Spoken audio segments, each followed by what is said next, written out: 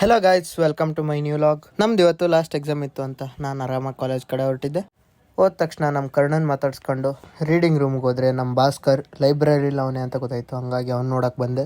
ನಮ್ಮ ಕಾಲೇಜಲ್ಲಿ ಇವತ್ತು 12th ಎಕ್ಸಾಮ್ ನಡೀತಾ ಇತ್ತು ಅಂತ ಅಂದ್ಬಿಟ್ಟು ನಮಗೆ 2:30ಗೆ ಎಕ್ಸಾಮ್ ಇತ್ತು. डिप्रेशन मैं डिप्रेशन में रहता हूँ हमेशा. अब भी मैं डिप्रेशन में हूँ, माँ कसम.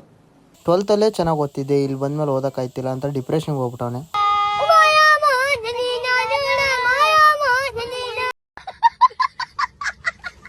ನಮ್ಮ ಸಿದ್ಧ ಎಕ್ಸಾಮ್ಲಿ ಕಾಪಿ ತಗೊಂಡು ಹೋಗ್ಬೇಕು ಅಂತ ಅಂದ್ಬಿಟ್ಟು ಇವತ್ತು ಆರ್ಟಿಸ್ಟ್ ಆಗ್ಬಿಟ್ಟವನೆ.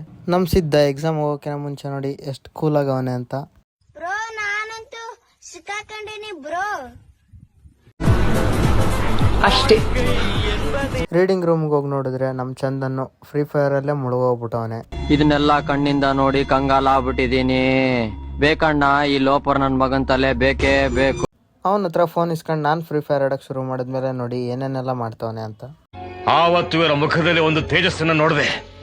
ಏನನ್ನು ಸಾಧಿಸಿರೋ ಸಂತೋಷ ಇವರ ಮುಖದಲ್ಲಿ ತೇಲಾಡ್ತಾ ಇರೋದನ್ನ ಗಮನಿಸ್ತಾ. ಅದೆಲ್ಲ ಮುಗಿಸ್ಕೊಂಡು ನಾವೆಲ್ಲರೂ ಇವತ್ತು ಫುಲ್ ಖುಷಿಯಿಂದ ಎಕ್ಸಾಮ್ ಎಲ್ಲ ಮುಗೀತು ಅಂತ ಮನೆ ಕಡೆ ಹೊರಟಿದ್ವಿ. ನಾವೆಲ್ಲರೂ ಬಸ್ಲಿ ಹೋಗ್ಬೇಕಾದ್ರೆ ಕಂಡಕ್ಟರ್ನ ಇರಲಿಲ್ಲ ಅಂತ ಚಂದನ್ನು ಬಸ್ನೇ ಮನೆ ಮಾಡ್ಕೊಂಬಿಟ್ಟವನೆ. ಯಾವುದಕ್ಕೂ ಯೂಸ್ ಆಗದೆ ಇರೋ ಕ್ವಶನ್ ಪೇಪರು ಕೊನೆಗೆ ಬಸ್ಸಲ್ಲಿ ಕೂತ್ಕೊಂಡಾಗ ಶೆಕೆಗೆ ಗಾಳಿ ಹೊಡ್ಕೊಳಕ್ಕಾದ್ರೂ ಯೂಸ್ ಆಯಿತು. ಅದೆಲ್ಲ ಮುಗಿಸ್ಕೊಂಡು ನಾನಿವತ್ತು ಕ್ರೋಮಾಗಿ ಹೋಗಿದ್ದೆ. ಹಳೆ ಲಾಗಲ್ಲಿ ಹೇಳ್ದಂಗೆ ನಾನು ನಮ್ಮ ಅಕ್ಕ ಅವತ್ತು ಬಂದು ವಾಷಿಂಗ್ ಮಿಷಿನ್ ನೋಡ್ಕೊಂಡು ಹೋಗಿದ್ವಿ. ಇವತ್ತು ಅದ್ರ ಪರ್ಚೇಸಿಂಗ್ ಅಂತ ಬಂದಿದ್ವಿ. ಹೋಲಿ ಆಫರ್ಸ್ ಇರುತ್ತೆ ಮಾರ್ಚ್ 1ನೇ ತಾರೀಕಿಗೆ, ಎಲ್ಲರೂ ಬಂದು ಪರ್ಚೇಸ್ ಮಾಡಿ. ಪರ್ಚೇಸಿಂಗ್ ಎಲ್ಲ ಕಂಪ್ಲೀಟ್ ಮಾಡ್ಕೊಂಡು ನಾನು ಹೋಗಿದ್ದೆ ಪಟ್ಟಾಭಿರಾಮ ಬೇಕ್ರಿಗೆ. ಅಲ್ಲಿ ನಾನು ಪನ್ನೀರ್ ಪಫ್ ತಿನ್ಕೊಂಡು ಮನೆ ಕಡೆ ಹೊರಟೆ. ನಿನ್ನೆ ಲಾಗ್ 10K ವ್ಯೂಸ್ ರೀಚ್ ಆಗಿದೆ. ಎಲ್ಲರೂ ಇದೇ ಥರ ಸಪೋರ್ಟ್ ಮಾಡಿ guys. Thank you. See you in next log.